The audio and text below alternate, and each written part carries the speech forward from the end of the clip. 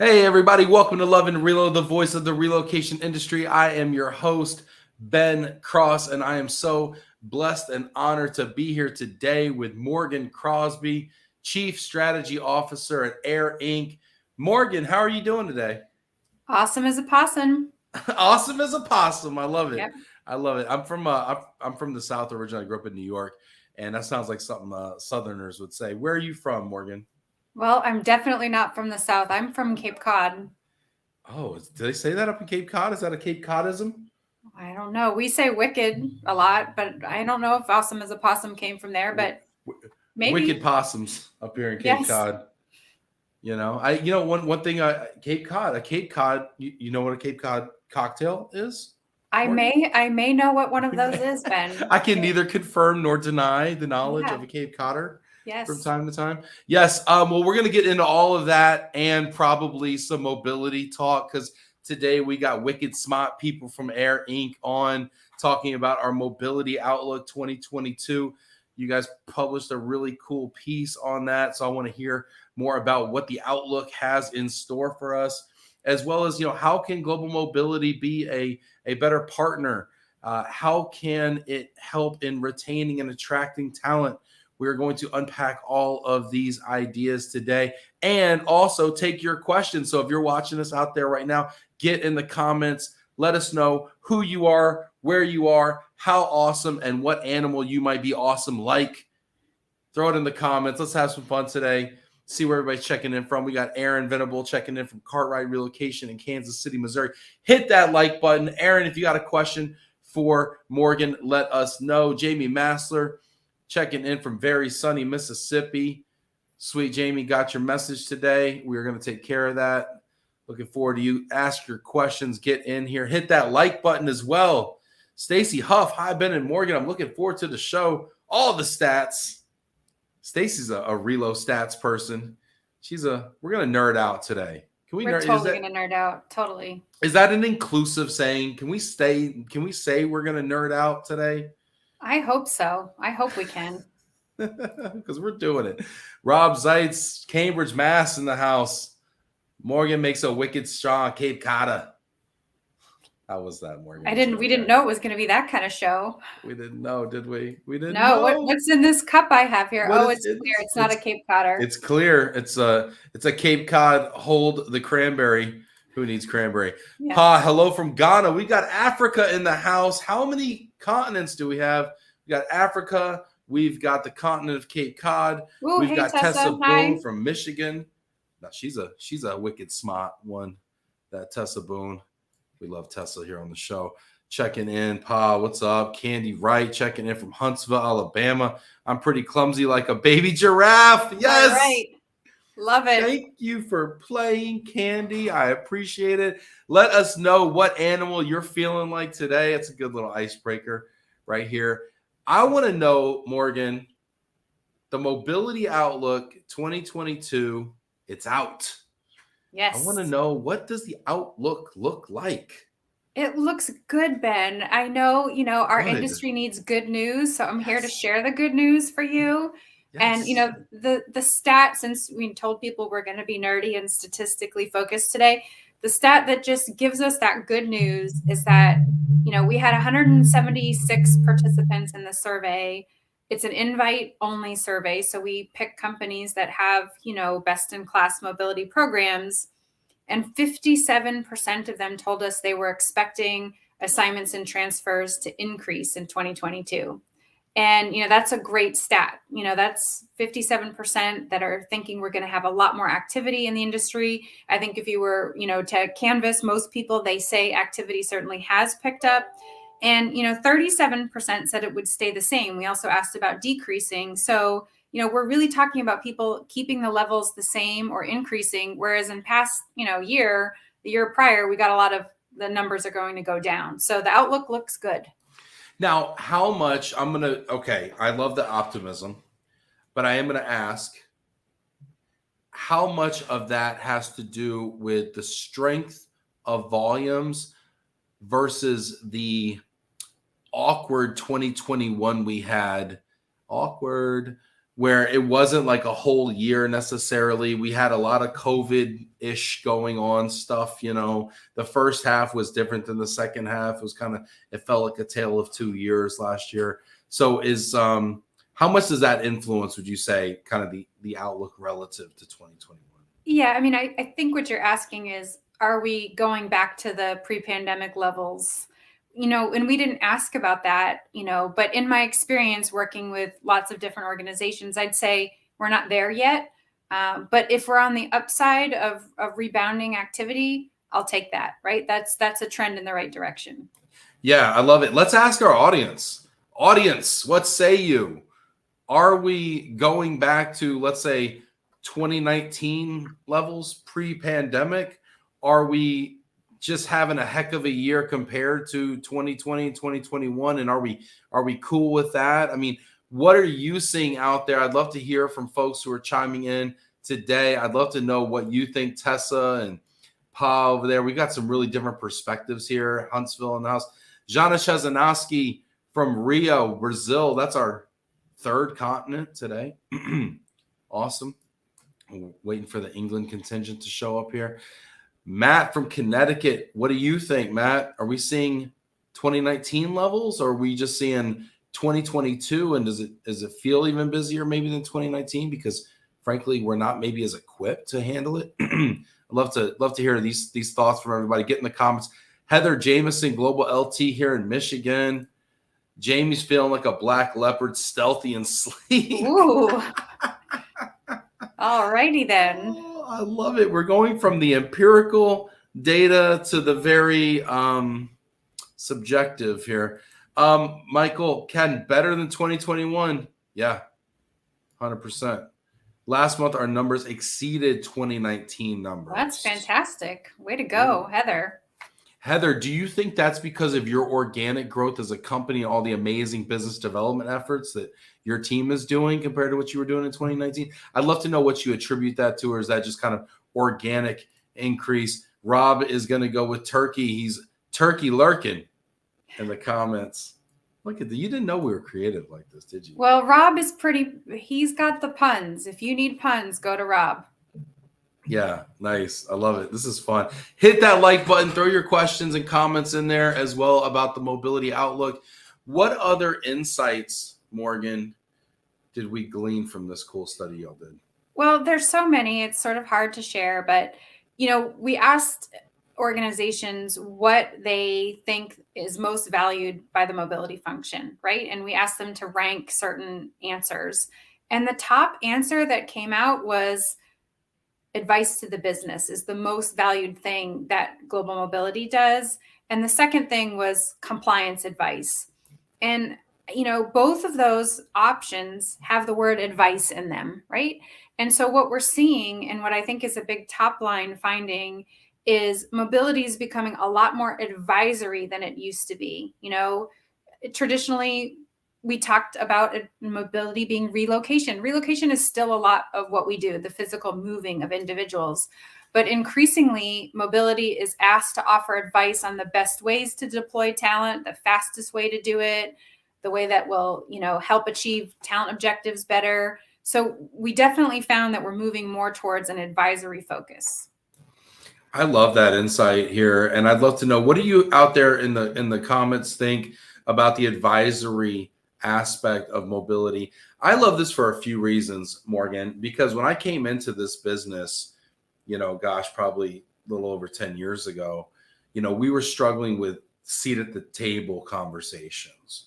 How do we have more influence in our organizations as mobility professionals? How do we go from reactive, hey, move Jane Doe, to proactive and strategic, hey, where should we move Jane Doe? Where should we set up this plant? What is most advantageous in leveraging all the unique cadre of skill sets that we have as a discipline? And so that's super encouraging to me. And it also reminds me of a conversation I was just having a few hours ago with an executive vice president at one of the big RMCs.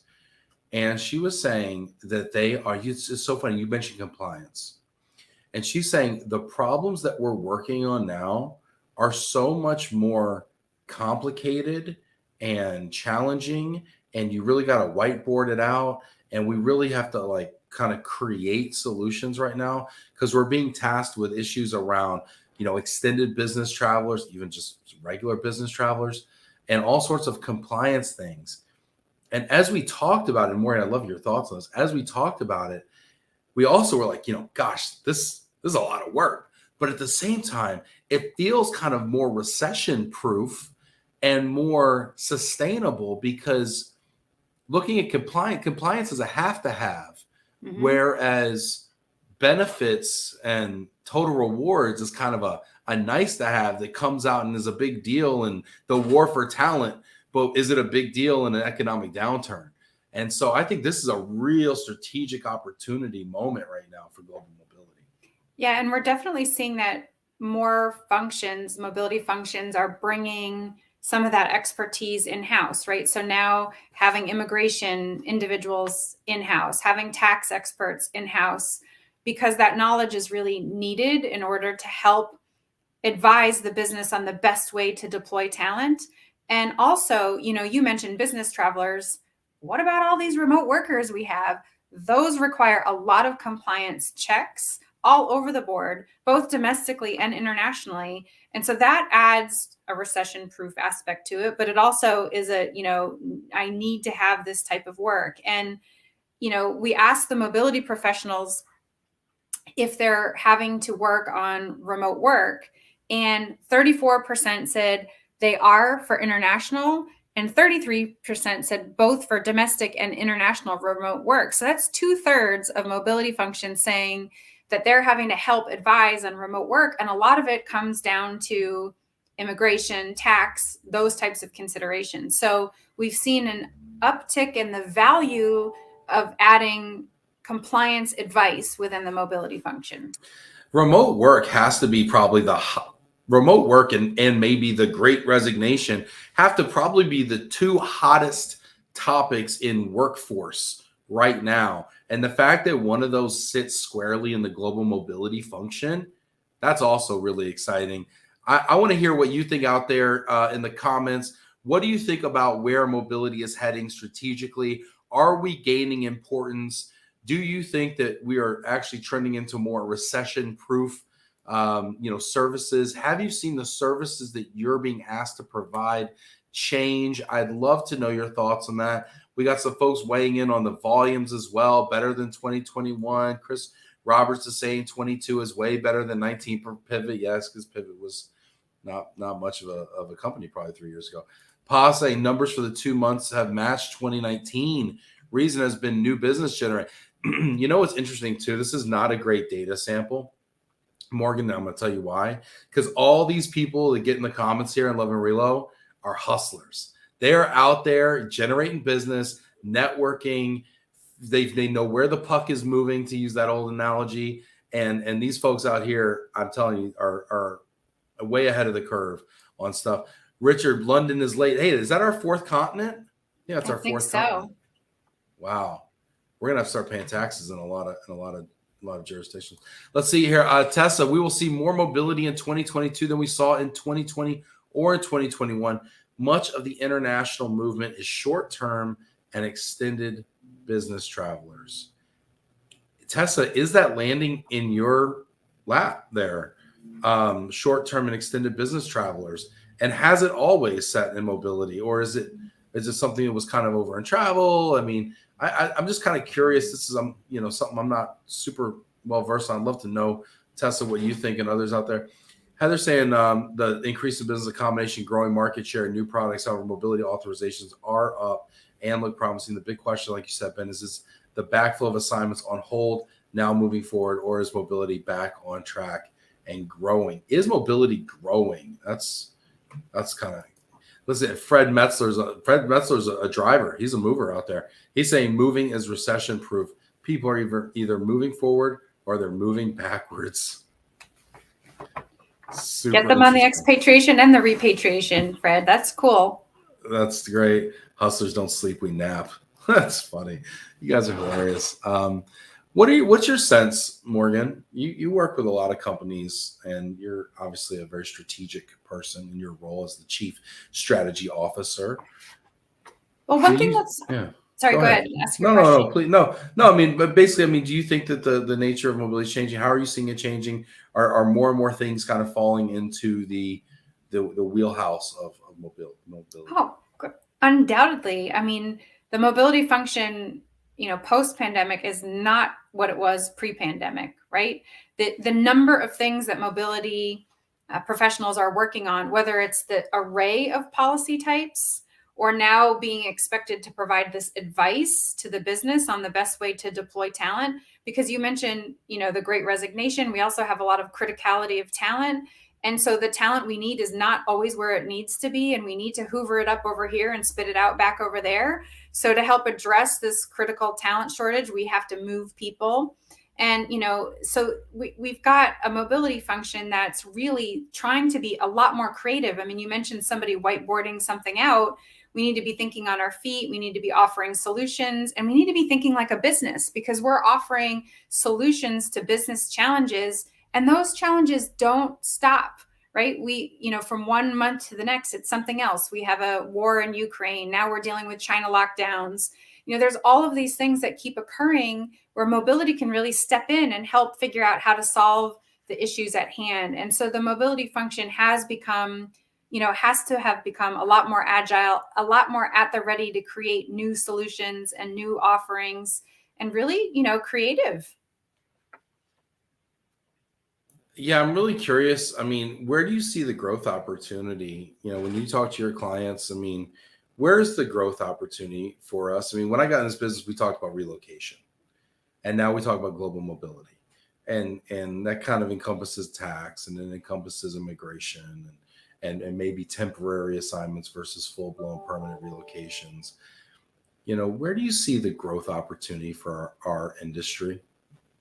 Technology. Right? The organizations that offer the best technology are going to win faster and better. In our survey, we asked what would be, make your program a lot more efficient, a lot better than it already is today. And the top answer at 70% plus was better technology, right? And if you think about having to do all of this myriad of things, advising on tax, advising on immigration, developing the right policies, improving the employee experience, giving strategic advice, that's a lot of stuff, right? And so I need to make the operation part of what I do in mobility as seamless as possible. I need to free up all of these people that have all this great mobility knowledge in their head to give that advice and not to be administering the program. So the areas of opportunity for mobility partners like an AIRINC would be to, offer the best possible technology.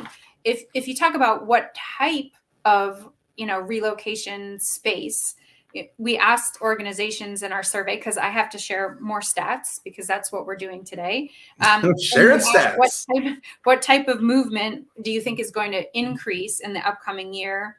And the top answers were one-way transfers at 50%, business travelers at 46%, and short-term assignments at 46%. So if we want to aim at a certain type of assignment or transfer, those are the spaces where we're expecting growth. So can you say that one more time, Morgan, for me? I want to hear that. Sure. 50% one-way transfers, 46% business travelers, and 46% short-term assignments. Those are expected to increase those policy types in 2022 by that much. That many companies said that. Oh, okay. Wow. There's a lot here. So I want to touch on something you said. You said technology, right? And technology is a real hot button, and it means a lot of things to a lot of people. And I want to ask first the people who are watching this. First of all, hit that like button right now. Send out a little green applause here. Let's get that digital applause going here. But I want to ask the people who are watching this right now, do me a favor, get in the comments. I want to hear your thoughts on this. If you could kind of wave your technology wand and have a technological solution for X, what would that be? Because I want to ask the people who are subject matter experts. Sometimes I find, just my observation, technology is developed without the experts in the room or the users in the room. And I wonder sometimes if we over engineer solutions, or if we engineer solutions to things that aren't really problems. Because I agree that, and I love what you said there before, and it reminds me of something I like to say, freeing up human beings to do human things, freeing up human beings to act in that advisory capacity and really use critical thinking and have conversations with people and take in information and give solutions and work on that, versus going and formatting spreadsheets and pulling data and plugging things in and all that kind of stuff. So I love what you're saying there, but I'm curious and what your thought is too, Morgan. I mean, where specifically might those technological improvements come? Yeah, and we shouldn't be thinking of technology in a monolithic way, right? Let's not think about assignment management software that is the only technology we're using. That's absolutely not the only technology we might be using. There's the technology that vendors use to talk to each other, right? There's the technology that is part of the system that you do use, the assignment management system. So like at AIRINC, when we're developing technology, some of what we're developing is for the corporate client to be using. Some of it is what I'm developing to integrate with other partners that then will pass that on to the end user. And so we have to be thinking as an industry, not only about end user technology, but technology we can use amongst partners to make the end user experience better. I'm so happy you said that, Morgan, because it feels like all the technology is customer and client facing and stuff that frankly a lot of times they don't even ask for, don't even use. And it feels like the huge opportunity is on the back end, back office automation of processes, the stuff where we're communicating kind of with each other, with supplier partners, and getting our act together, and then presenting a unified single pane of glass, experience for the client or the transferee. And that to me is the real opportunity. Yeah, and that's why, at AIRINC, I know we're not here to give AIRINC a plug, but I'm just talking about strategic stuff, right? Because that's what we're here for, is, we developed out the capability to have APIs, right? So we can connect our technology into anybody else's technology. And, if you're an industry player here and you haven't yet enabled your tools to be, integratable, I'll make up a word, via API, that's something that you can do to get ahead and have, more of a capability, because integrations will become the future of how technology works in mobility, just like they are the future of all computing. Well, what's held us back? I mean, I agree with you. I think integrations are where it's at. I think a lot of people are starting to say the same thing there, but yet we haven't really seen a material shift yet in getting there. And in my opinion, at least that I'm aware of. I mean, I know that Worldwide ERC and IAM and have started to develop these, I forget what they call them, like these technology boards or something to talk about how we can do standardization within our industry, being the first step for trading information. But it doesn't seem like people are really reaching outside of their ecosystems to other ecosystems and starting to bring it together. Or maybe I'm just not, maybe I just don't know. Well, these things take time, and there's a prioritization process and all technology things that get developed. And, the other thing, which is a bit of a shame, but it's true, mobility is a very small part of what goes on in HR, right? It's a very tiny part of what happens in HR. So if we're talking about investing in mobility technology and having a lot of integrations, it's not, HR is going to get more funding than mobility is, right? So it will come. And some of it's hard to develop. I mean, think about developing a marketplace for mobility services where all mobility services are available in a marketplace. Well, that takes time to form. I mean, think about all of the partners that you could have that you could use in a relocation. I mean, there's DSPs, there's temp living, there's shipping, there's cultural training. It just goes on and on and on. And, there's a lot that you could have to integrate or create a marketplace for. And that takes time. I just think, I always want to shift into sixth gear and put my foot on the gas pedal and go, but you have to start in first gear. I just think maybe we're in second or third gear, Ben. Yeah. I think we might be in second or third gear. This is interesting. We got some great comments. Keep the comments coming. I want to know your thoughts on the true opportunity for technology. We love to give a platform for opinions, no matter how wild they are here. So we'll get to all of you here.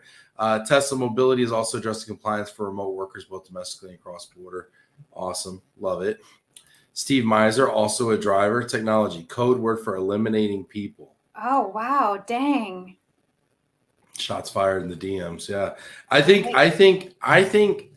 Steve, I mean, listen, Steve is in a job. Steve drives a truck and loads household goods, and he's in the home with the transferee. That is going to be one of the last positions, I think, that is eliminated and automated. Super, super hard to do and super complex from a process standpoint.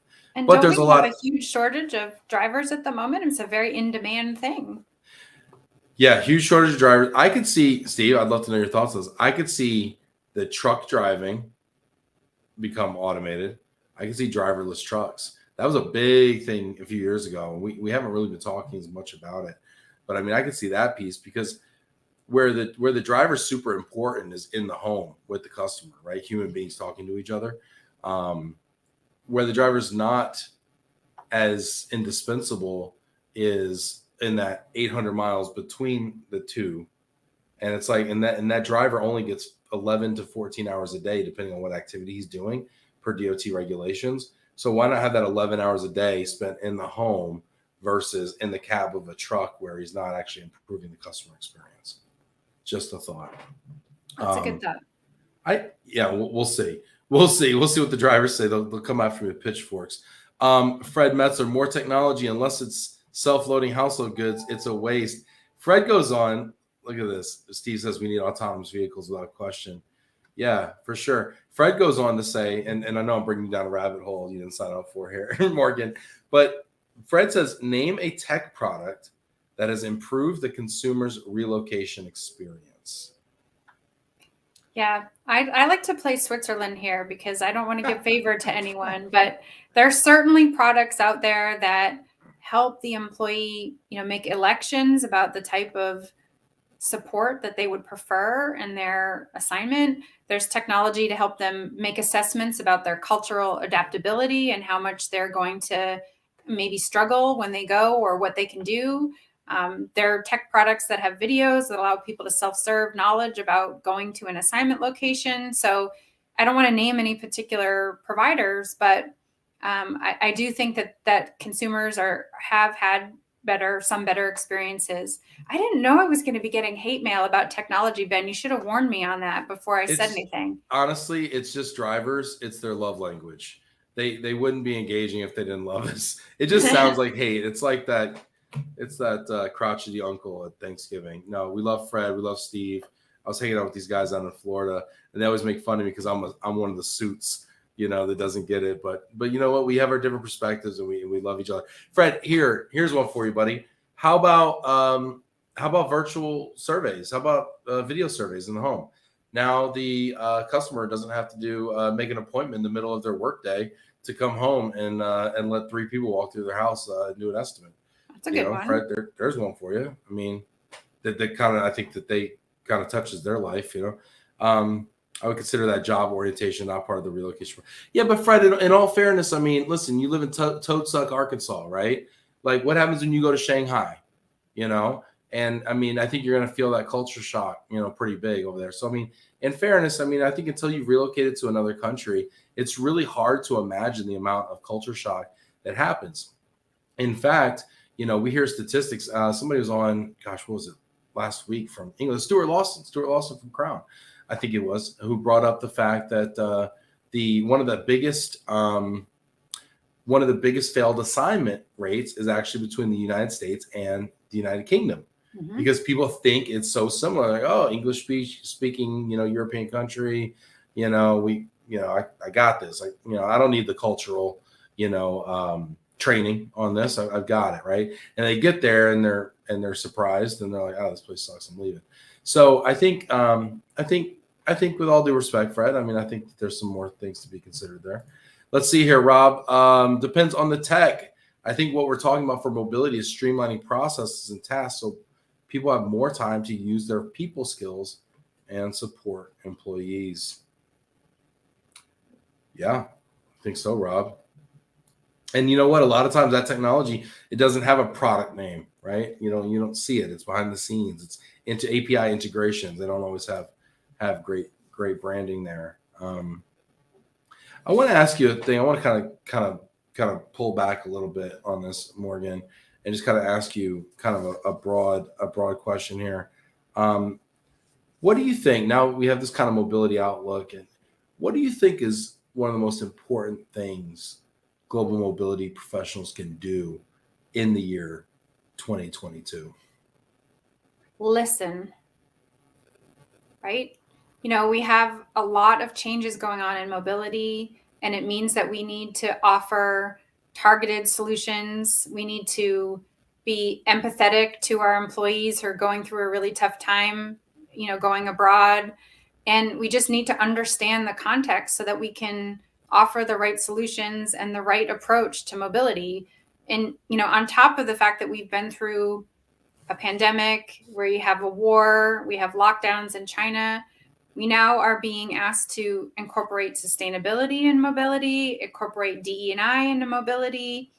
And in order for us to create the right products and solutions for these challenges that just never seem to stop coming and hitting us in mobility, we have to really be listening to our customers and what they're asking us for so that we can develop the right approach to these challenges that just don't seem to stop coming. Yeah. You bring up some really interesting points about, DE&I and sustainability, and there are all of these issues being raised. And, within these issues are many more issues, right? We talk about, sustainability, right? And then you have the UN's 17 sustainability development goals, not just necessarily about, greenifying, the supply chain, but it's, sustainable, jobs and there's a lot that goes into this, right? I want to ask you, as we're kind of thinking about the future, what does the global mobility policy of the future look like, in your opinion? Well, I have a pretty strong opinion about this. To me, I think it will look like the unpolicy, right? Because in my opinion, global mobility policies and a policy in general, it have often been written in a way to say no rather than to say yes, right? And, I'll pay for this or I won't pay for that, or you have to submit this form if you want to get reimbursed for that, right? That's not what we want to do with our policies. We want to empower our organization and our people to deploy, right? We want to get out there and move people around. And we have all sorts of different needs for different people. The business has different needs, employees have different needs, families have different needs. So if we can structure our policies as the unpolicy, where we have guidelines or building blocks that allow us to bring those building blocks together to create the policy that's just right for a particular opportunity, then we can empower mobility rather than be the policy police. Okay, I like what you're saying, but I also would challenge you because it seems like a little bit of a slippery slope, right? I mean, the ultimate empowered mobility policy might be a 100% lump sum benefit. Oh dear, no, I'm not talking about lump sums here, Ben. So how do we balance flexibility and choice and the unpolicy with like guidance, management, expertise, all the things that we're smart. We're a smart industry. We've learned a lot doing this, right? I mean, how do we give all this choice without throwing out all this expertise that we have? Yeah, I mean, you heard me say building blocks, right? So with an unpolicy approach, you're going to have building blocks sitting behind, and building blocks are parameters and guardrails of the minimum I'm willing to give and the maximum I'm willing to give, or the delivery that I recommend versus the delivery I don't recommend. And so we might say, like, let's say, Ben, I'm your global mobility manager, and you say, I need to send Ben on assignment. He's a rock star sales guy, and I need him to go to Indonesia to grow the business, right? And I need him to go there for 2 to 3 years, and I really need him to perform. I need him to be deployed right away, and I want the experience to be super straightforward and easy, and I need him there like today, right? And so, with the unpolicy, we're going to make sure you get services, you get support, you get a top-notch policy, because we need you there and we need you there quickly. And so we spit out the policy for Ben, which is a premium package with a lot of support and services, right? And so I'm not talking about the ultimate flexibility, meaning that we give cash and people can go do it the way we want to do it. I talk about the ultimate flexibility to build a package that's going to get me the results that I need based on what I'm trying to do with that mobile opportunity. Okay. And, actually, interestingly enough, Fred says a good relocation pro reads the consumer's needs and anticipates their concerns. It kind of sounds like that's what we were talking about. You're going to take a presumably consultative approach and ask me what's important. I mean, like, how is that different for what we do today? Well, the consultative approach sometimes just means that you're consulting to the policy that's sitting there that says, I can give you this or I can give you that, but I can't give you this over here, right? The way that this would vary would be that instead of having discrete policies sitting on the shelf, we would have these parameters sitting there that say, hey, Ben tells me he's got 5 cats and, I really need to relocate his 5 cats, or he's not going to go, but he doesn't really care too much about living in a big house in the suburbs, so he's willing to forego that for the cat shipment. And so that allows us to be flexible, for you. Okay. Interesting. And now, you know what? Enter Jack Jampel. Jack, what's up? Jackson, Philly. Jack, I want to know what your thoughts are on this. And Mena, you know what? Mena raised a great point. How about the cost in this model? I mean, policies exist for a reason, so things don't get out of hand. Yeah. Listen, you talk to me and start asking me what's important. I mean, I start getting out of hand pretty quick. So how do we care for the cost element here? Sure. So the way, that this often works is there's 2 elements. There's the, first of all, setting the amount of money that the business is willing to spend, and then figuring out how to spend that money in a way that will delight the employee and give them the maximum experience, right? So there is a chain of command there. And we do start with, either what is the business investment that we're willing to make, or what is the company trying to do with this individual? And that can tell us what kind of investment we think is the right one from a dollar standpoint. And then once you pass that gate, you come into the gate of how can I then deliver these services to the employee in a way that's going to delight them and give them some choice and some say in the way that their relocation happens. So that's typically how this unpolicy approach works. Really interesting. So it's kind of a blank canvas, or is it more of a core flex where you're like, listen, these are the few things that we really kind of insist on you getting, right? I mean, like, I'm going to Indonesia. I have to have immigration, right? I have to have some sort of a tax, equalization, cost of living. I mean, there's a lot of this financial stuff I've got to imagine I have to have, then there's cultural training, I'm hoping.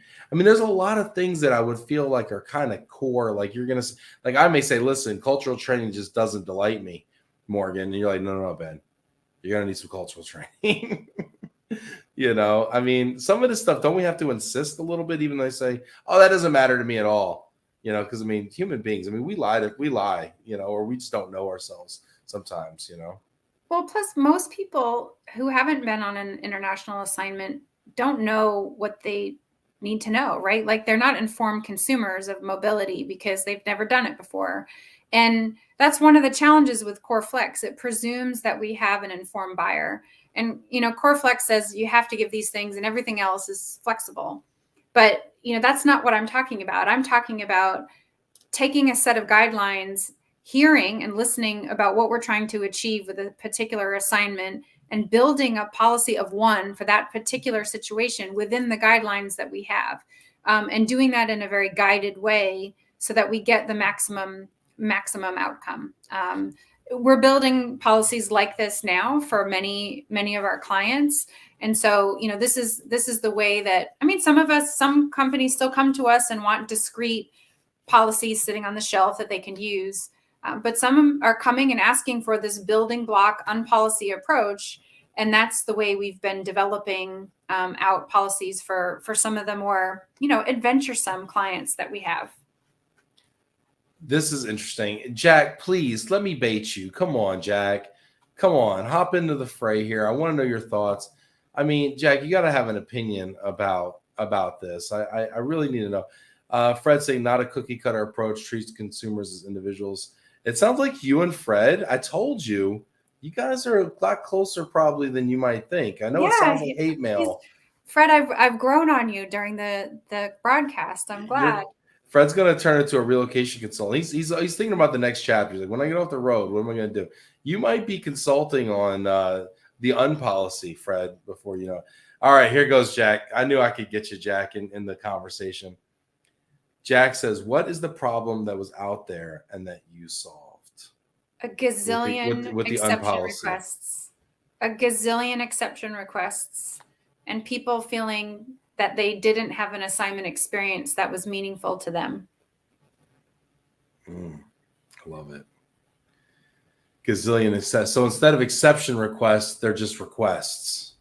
Well, it's a good experience from the beginning. Nobody has to raise their hand and ask for something that they feel like they didn't get that they wanted, right? And that's really, in a DE&I situation, that actually, impedes some individuals with unique needs from being able to go on an assignment, right? So if we have a bit more flexibility in our approach and we can tailor what we offer to an individual's particular needs, then we open up mobility opportunities for a lot more people that we didn't necessarily have that capability for in the past, right? So for example, we always would, the prescriptive bias in a policy is that, somebody's 40 and male and has 2 kids, right? But what if you're a single female from a developing economy and you have dependent parents that you want to have come with you on an assignment? Maybe you wouldn't feel like you could fit into that policy if it didn't say something about your dependent parents. But if you had this unpolicy approach where you could talk about, well, what are the needs that you have for your family on this assignment? And the needs for you are dependent parents versus children who need to go to school that costs $40,000 a year per kid. Maybe we, instead of spending the money on the schooling, we spend it on the dependent parents if we can. And that's the need we're solving for, is that within a policy, it's impossible to predict all of the different permutations of what an employee might need to have a good experience. And we can't predict everything. So let's try to have it be a little bit more open so that we can accommodate most people's needs. I do like what you're saying. I mean, this does make a lot of sense. So instead of undoing it, you're just starting from a, hey, what's your situation? What do you need to get there? And how can we make it amazing for you? I like it. Is it practical? That's another question. I mean, I think Mena's got a great question here. She says, my second question is, how are we going to keep the company standard in this model versus employee preference and ensure equality? I mean, that's the thing about it. So is equality standardization, everybody gets the same thing, or is equality everybody gets what they need? That's exactly it. Equality is everybody has access to some kind of similar support, but that support might just be different, right? And when I first started in mobility, people were terrified to have different treatment of different employees, and equality was a big thing. And now people come to me, to use Jack's parlance of what problem am I trying to solve? They come to me and they say, I want to be able to make differentiated investments, or I need to be able to, open up mobility to a broader group. And just because somebody gets something different doesn't mean it's not the same. And if you do this on policy approach with the building blocks, like I talked about, you're taking a disaggregated set of bits that are possible and putting them together in a puzzle that work for a certain individual. And I think that's a different definition of equality. But yes, it scares people because they're like, oh, how am I going to administer that? But I assure you, it's doable with technology. Well, and with great people like Fred, who performs every job with core flexibility. All right. I think he's talking about his core. Very strong core if you've ever met the man. Chris Roberts, I've seen one company do this and it worked well. It's a great way to show people that the company understands the needs of the individual. It also elevated the skills of the counselors at the RMC. They had to get better and learn how to shift from following process to advising. And yes, the reduction in exceptions has a huge positive effect. I want to ask here from a practicality standpoint, and I hate to be Donnie Downer over here, but it something Chris says here, it elevated the skills of the counselors at the RMC. They had to get better and learn how to shift from following process to advising. I don't know about you, but in moving, let's say, or corporate housing, you get a sheet, right? And it's the initiation, the authorization form, right? It's like, this person is authorized for 60 days of corporate housing and a 1-bedroom apartment per the, single employee, renter, not homeowner, whatever policy. Or this person's authorized 15,000 pounds of household goods or whatever. And there's a lot of systems and things that have been built around policies. And if instead I get a piece of paper that says, talk to them, give them what they want, let me know the cost, and we'll have a conversation. That's hard to scale. It requires a different skill set almost, doesn't it? By the time you get the authorization, somebody's already had that conversation and figured out what shipping or temp living they want, right? You're right, right. The service providers all, you're right. I guess it really at the RMC level, someone gets initiated into the RMC from, Workday or HRIS system, whatever. It goes over the RMC, and instead of them being a level 3, they're what are they? Unpolicy? They're just everybody. Right. Well, somebody I shouldn't use this example because I might get some hate mail on this. I love every conversation that starts with this. But you might say to an employee, hey, we're relocating you to Paris, and your options are to rent an apartment that's unfurnished, or a furnished apartment, right? Up to you.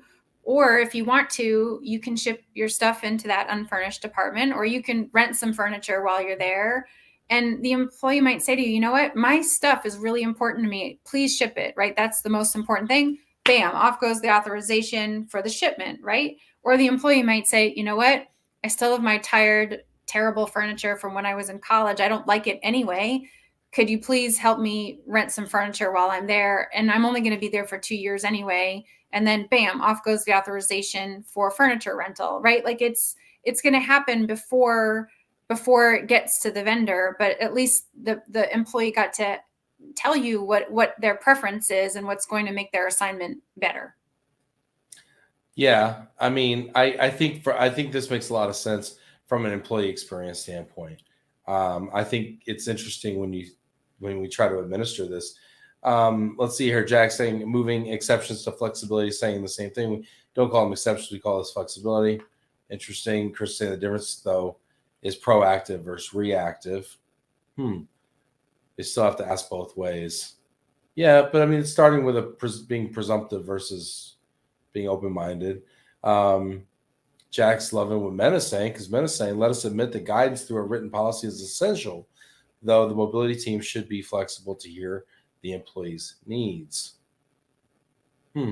Yeah, I think it's interesting how we operationalize this idea, and what does it do to file counts? I mean, if you talk to these relocation consultants and the amount of files that they have to manage quite a few. And then what does it do to the supply chain? Now we have furniture rental options. Now we have kind of a lot more options, a lot more suppliers that need to be vetted, need to be priced, and need to be globally scaled. It's an interesting idea. I mean, I agree there. I don't know. It's my first thoughts. Yeah, no, I mean, for any like strategy, there's oh gosh, how are we going to do this, right? So, the how is always an important thing to consider. And you're right, it does, whenever we've done surveys on being more flexible, we do get the feedback that it does take a little bit more administration, right? But we also often get the feedback that it's been worth it because I have a cadre of, expats or people going through the relocation process that are, more engaged, or the business is able to deploy the talent that they need the way they want to, right? Yeah. Hit that like button if you're watching this right now. I want to know your thoughts. Hit that like. We've got Richard chiming in from London. Morgan mentioned opening up mobility to a broader group. Are there particular groups to which typically mobility has not been open? Yeah. So mobility has always been open to all groups. It's not like we didn't have mobility open for everyone, but we had policies that were designed to largely support people in sort of a traditional definition of a family, or coming from developed places going elsewhere, right? They weren't necessarily designed to support, different definitions of family, single parents, women that maybe are, also caring for elderly parents as well as their children. And so we designed policy with a certain kind of idea in our mind of who we were sending. And that created difficulties. Like, for example, maybe you have, children that are in high school and you don't want to relocate your whole family because it's at the end of the kids' high school. Well, and we were trying to offer you a long-term assignment and you're like, well, I can't really uproot my entire family right now. And then, so maybe we rethink that and say, well, I can get you an international opportunity if I send you on a short-term assignment and give you frequent reunification trips. And that way you can still have access to a mobile opportunity to meet your needs. That's what I'm talking about. And that's why being a little bit more on policy allows us to say, hey, I'm trying to send a female who needs to get development in her career on an assignment, but she can't take her whole family and uproot them right now. How do I still get her that experience? It's going to help her get her career objectives met. Oh, I'll send her on a shorter term assignment with frequent family reunification trips and get her that experience. I love the idea of the family reunification trips. I remember talking about this a couple of years ago, and a recruiter was watching that actually recruited me to another job in a less than desirable destination. And I mentioned reunification trips, although I did not say reunification trips because I didn't know what reunification trips were. But I said trips back to go see your friends and family that you've left behind.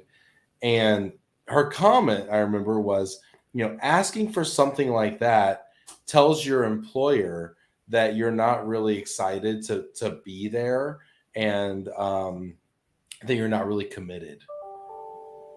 Who's to say that you have to go home with a reunification trip? Why can't they come see you? Why can't you meet in a third location and meet up and have a cool weekend? Reunification doesn't mean you have to go home. The whole point is you want to be connected with your family and you want to be flexibly supported to do so. Let's make that happen, Ben. See, I could have gotten you on that. I could have gotten you on that assignment, and you didn't go. And look, I have. Well, I did go. I spent 5 years in Detroit. Okay, I went. All right, I didn't get hazard pay. I didn't get any of that. All right. Let's see here. Michael Cadden saying disabled comes to mind. Disabled population. And I think you're right. I mean, I think you mentioned before. 40-year-old white male with 2 kids. I feel like you're reading my life. But when you design a policy with a certain type of family or certain type of employee in mind, you inevitably attract the type of employee that you had in mind when you made the policy up. And so I think there's a lot of implicit bias. And I think a lot of us who are 40-year-old white men with 2 kids don't understand how often we are the beneficiaries, I'll say, of implicit bias. And I think we have to be proactive about redefining and rewriting policies to be more open-ended so that we can attract a diverse population, which will ultimately benefit the business as well. It's fascinating that you say that, because like sometimes we work with Chinese companies that have only ever had China outbound assignments, right? Now they're trying to globalize. Well, a lot of China outbound nationals prefer to go unaccompanied on assignment and leave their family behind. Then these organizations try to go global and recruit talent, from other countries to go on assignments. And they're like, what are you talking about? I'm not leaving my family home. I want them to come with me. So there's an example of bias where policy was created for the Chinese preference. And then a Chinese company struggles to go global because they assume everybody wants to go unaccompanied, right? So it doesn't just happen from, a Western perspective. It can happen from other, other cultures also not realizing what might be preferential. And another fascinating example of this is I work for, we do consulting for a beverages company, and they created a future leaders program that was meant to send people out on developmental assignments. And they didn't give any support for children because they thought all these people are, 25 and they don't have any kids. Well, they wanted to take a lot of individuals out of Africa and send them out to be developed and go back to Africa. And their African employees start families earlier. And they weren't able to do that because they had made this wrong assumption that 25-year-olds don't have children, and they had to change their policy. So those are some good examples of when we don't think about the different situations that might be needed, we can create barriers to mobility. Yeah, when we're assuming without asking questions. I love it. Michael Cadden says trips home equal anti-sustainability. Yeah, that's true. But shipping furniture also is not very sustainable. So interesting stuff there. There could be a difference between being open and being welcoming. I love what you said about the Chinese. I remember when I lived in Detroit, we had a lot of engineers. You'd have people from all over the world coming to Detroit to work for automotive suppliers. And, so you'd have people from Sweden, you'd have people from Japan, you'd have people from China, you'd have people, Germany, UK, whatever. And it did seem like we would see, for instance, some of these, Asian cultures would come and they'd have, 3 or 4 men living in an apartment together on this assignment. Whereas, you wouldn't necessarily, a US based company wouldn't necessarily assume that if they sent 4 engineers to China or US or, Germany or something like that, that they could bunk them all together for 9 months, So it's fascinating how much our own cultural norms really do, spill into the policy development. This is super interesting. I could talk about this kind of stuff forever. I find it fascinating. It's always nice to have really smart people on the show. No commentary there. Oh, look at Jack. Look at Jack, who was on yesterday. More progressive companies provide a policy framework and then allow for flexibility during the process. Interesting. Huh. Yeah. I mean, those are exceptions. Are exceptions a problem, Jack? Do we care if you get exceptions? Do you mind getting a whole bunch of, hey, they need a little more, they need a little this, they need a little. I mean, maybe Jack doesn't care. I mean, maybe that's job security, right? Fred Metzler, glad I got to catch this. I'm going to create a domestic niche. Gotta go. Load that shipment. Hey, we got a few minutes. Morgan, you wanna have some fun with a little game? Sure.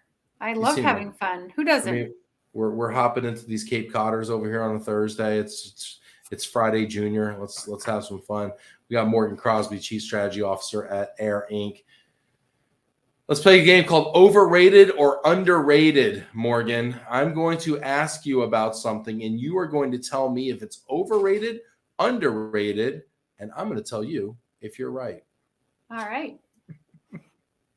All right. Mobility's ability to promote the talent agenda. Totally underrated. Explain yourself.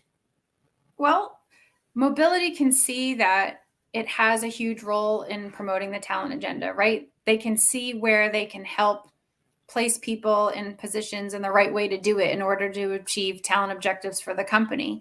But often talent management or, broader HR doesn't see it that way, right? They think, oh, we know how to do our talent management, or we're not ready for that. And so mobility is always trying to bark up that tree that we can do more with our talent agenda by thinking about how to deploy talent internationally. And often that falls on deaf ears, and they're not able to get that conversation really started within the organization. And so I think mobility sees it as an opportunity, but it just never happens as much as we would like it to. I think this is a necessity. I think that it's not an actuality, and I think it's it's an uphill battle. It's the salmon swimming upstream, but it does seem to be the future of where we need to go if we're to get our seat at the table and our influence to get in to become an extension of talent. Next one, Stacey. Importance of using technology and mobility, a real hot button. Is it overrated or underrated, Morgan? Underrated. Look at all the hate mail I got right on this call when I tried to say that this is the future of mobility, and everybody was like shooting me down, right? Like people are sending me faxes of vitriol. They're saying Morgan's lost her marbles here. I got faxes up to my eyeballs over here about it. What year are you in that you're getting faxes? Is this like 1991? All the technology haters are sending me mimeographs right now about how crazy you are, Morgan. I'm not sure you're even old enough to have ever faxed something, Ben. I don't know. I think I did once. Yeah. I think it was like take your son to work day or something. I think I was playing with the fax machine. Anyway, at least you're not getting telexes, because then you'd be really old. But yes, I think we, as an industry, just need to push ourselves to continue to develop the best technology we can. Again, because we want to make simple processes simple and easy so that we can do the human advising aspect. We can do the human empathy aspect that are very important parts of mobility. All right, I'll allow it. Next, Stacey, the supposed death of the traditional expat, overrated or underrated? Overrated, Ben. Overrated, and I have the stats to back it up. All right, what do you got? All right, in the Mobility Outlook survey, 31% of companies said the traditional expat was going to increase at their company this year, and 41% said stay the same. Only 10% said decrease. Oh, wow. Yeah, so there you have it. Okay, all right, I'll buy that. It's approved. Stacey, you got another one? The cooperation of mobility partners, and the dreaded V word, vendors. Yes, this is underrated. I think we can do a lot more as partners to come together to provide services, and we're stronger together than we are separate. And sometimes we compete at the edges, right? And we don't want to partner with other partners, but actually we're stronger when we do, and we can offer better services to our clients. And I think that we don't do this enough, and we could do it more. Yeah, I agree with you. I mean, so many people think that they're going to lose something proprietary, but they don't think of what they're going to gain in working together. So I think that's brilliant. I agree with you on that. I know we're over time here, and I know Richard has to go eat dinner out in London. But I want to ask you, Morgan, do you have a final thought you want to share with our group today? I guess, just every day that we get up and go to work and execute on global mobility, to always challenge ourselves to find new and innovative and better ways to do things, and to always be, thinking of the future and striving for better and for more. Love it. Fantastic. What a great conversation. Morgan Crosby, Chief Strategy Officer, AIRINC.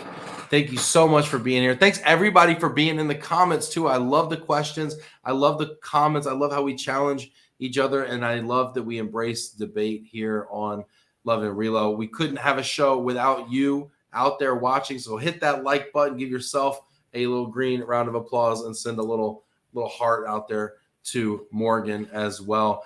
Thanks everybody for tuning in today. We will be off next week because I'm going on vacation. I gotta relax. It's crazy out here. Morgan, thanks so much for being with us today. Thanks for having me.